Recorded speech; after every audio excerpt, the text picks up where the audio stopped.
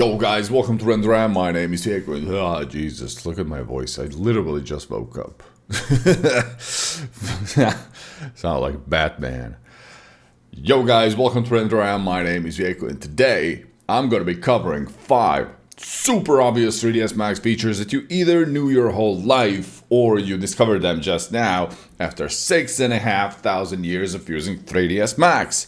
So let's dive deeper into the known unknown depths of 3ds Max. Our first feature is going to be ignore extents. So I'm talking about this. Whenever you click any object and you go to object properties, it's here, ignore extents. How many times have you clicked on that feature? Do you even know what it does? So get this. I have a scenario here with like, it's just a room and there's, some tree there and just, some environment plane.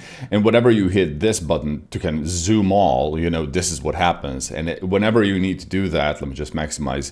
You always need to, kind of zoom in with your mouse to go wherever you need to go. Now get this. If I click on the plane and go to object properties, and if I click ignore extents, this ignore extents will actually ignore this object for the purpose of the zoom. So now whenever I click this button here, he's gonna instantly just zoom on this. Just picture the scenario where you have like a giant, like exterior, and then you have this gigantic object that's your landscape. You can actually set that landscape to be on ignore extents, and it's only gonna, zoom in onto the building that you're working on or whatever.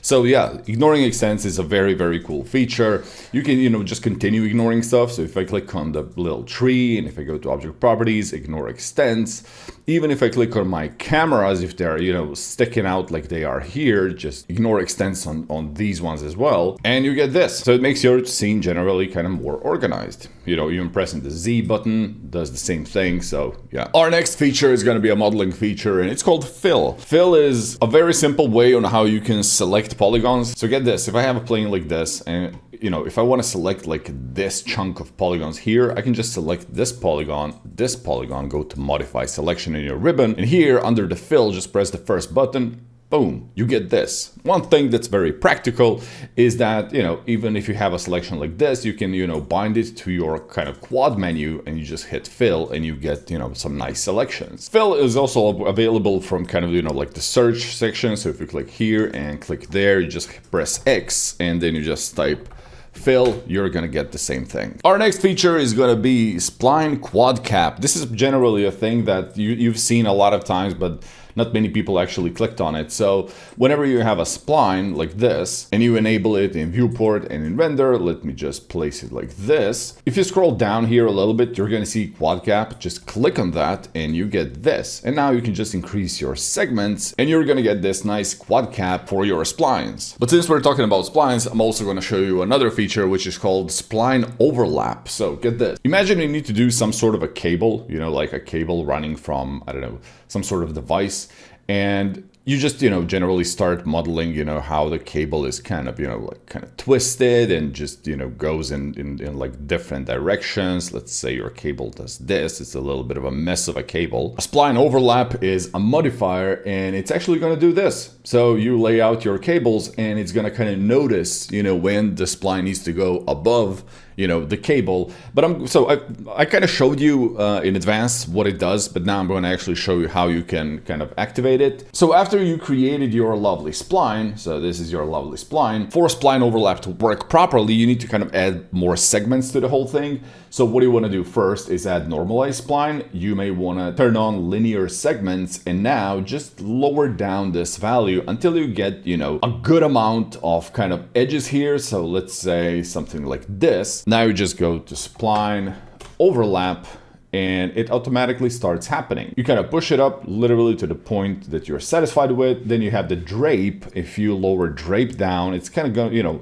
let's see like what it does. It's gonna kind of change the angle. But the best thing is, you can always go to your editable spline, like your first most bottom editable spline. You select one of the splines and you can kind of live see, how these things are reacting. And now you can just, nicely move any sort of, kind of your cables here, splines, and you don't have to worry, for them to kind of pierce on each other. So it's a very useful feature. Just one thing to note before I finish with spline overlap.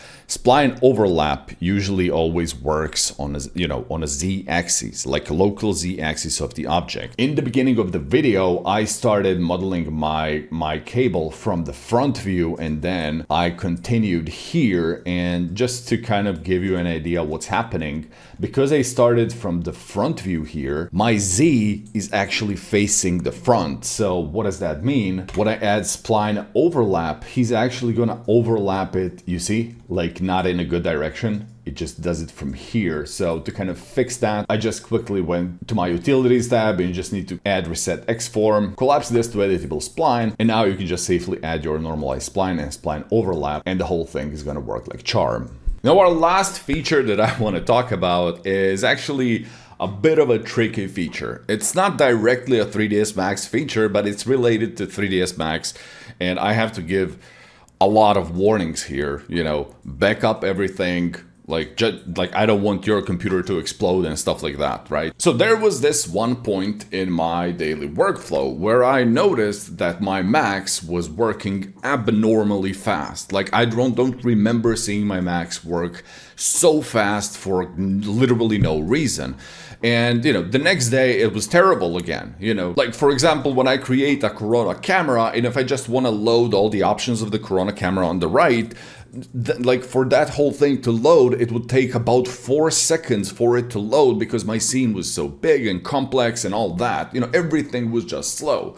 So I was kind of digging and trying to figure out why that one day my Max was like 6 times faster than any day ever. And one of the recommendations that I found out is to pretty much nuke your temp, like Windows temp folder. And I was like, how is Windows temp folder kind of responsible for Max running fast? So I did this, just press Windows key R and go to the run, and here just type %temp %, hit enter, and then your Windows temp folder would load. So what I did, I pretty much select all, and I deleted everything from the temp. Now, apparently it's safe to delete the entire temp, not because it's just temporary files, but I don't want your computer to, or your project to get messed up. So just if you're gonna try this, just back up temp just in case. I tried it with 6 of my friends plus my computer. No one had issues. But the thing is, my Max was so tremendously fast after that. So here I opened up a Turbo Walled project. This is like, I don't know, 6 years old project or something. Take a look at this. Whenever I click on my camera, it pretty much almost instantly opens up. Look at this. Boom. Any object that I select, it's pretty much instant. So yeah, this thing pretty much made my Max, for some very weird reason, very, very fast and very snappy. Now, speaking of those 6 friends who I tested it with, the results really varied. One dude said that he thinks that his Max is a little bit faster. Another dude said that his Max is like 5 times faster now. The other one said that it's like 2 times faster. So like the results vary, but again, if you're gonna test this out, back up the temp folder if needed. But yeah, this thing generally kind of boosted my speed. Now, the problem here is your temp is again gonna accumulate garbage over time. So what I did is I generally set up my computer that he empties the temp folder every 3 days or something. And yeah, I'm kind of enjoying my Max life more now. So yeah. So yeah, I hope it kind of helps you. And that's it for today, guys. Hope you enjoyed today's video. And as usual, see you in the next one. Bye.